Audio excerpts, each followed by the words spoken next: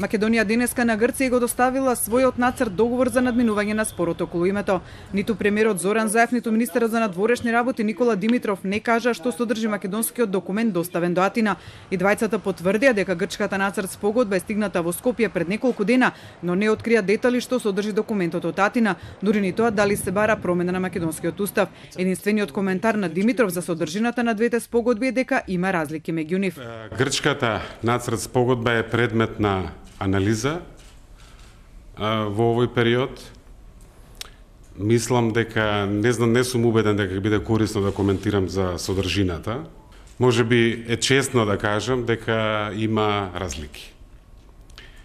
И на некој начин разликата во фазите е усен диалог и писмен диалог, меѓутоа постојат разлики. Заев на прашањето дали е вистина дека Грција притиска за името Горна Македонија рече дека досега не било разговарано конкретно за ниту едно име. Немаме ние зборувано за која точно географска одредница се работи. Секако прво се важни другите аспекти на преговорачкиот процес. Не навлегувам во деталите, токму од внимателниот аспект да дадам шанса на успехот на овие преговори, во кои што знаете дека можеби сум тој во Македонија кој што најмногу верува во тој успех, но имам причини. Зошто? Немаме разговарано за конкретно име, ниту од нашата страна, ниту од нивната страна.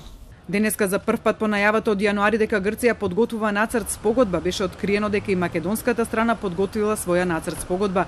Информацијата уследи откако шефот на грчката дипломатија синоќа соопшти дека грчката на Скопје е доставена пред неколку дена. Αναφέρεται μια αποκλειστικότητα.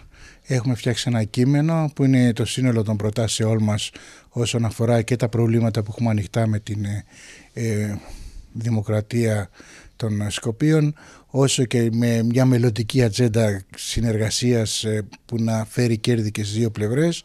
Αυτή την έχω στείλει εδώ και πολλές μέρες στα Σκόπια.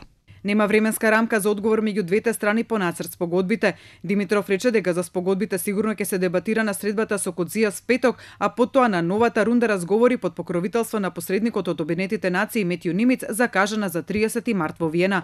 Тој е убеден дека елементите од македонската нацрт спогодба ќе бидат корисни за овој процес.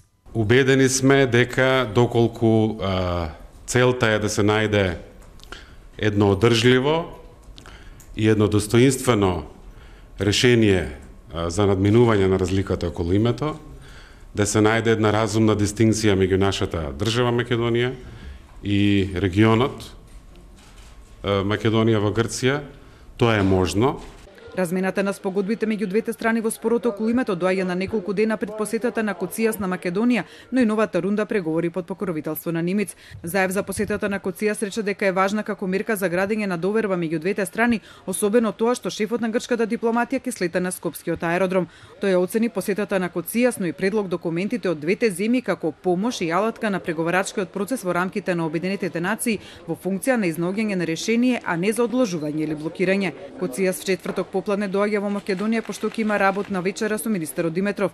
В петок има состанок на работните тимови, а Коцијас ќе оствари средби освен со Димитров и Заев и со други високи политички претставници во државава.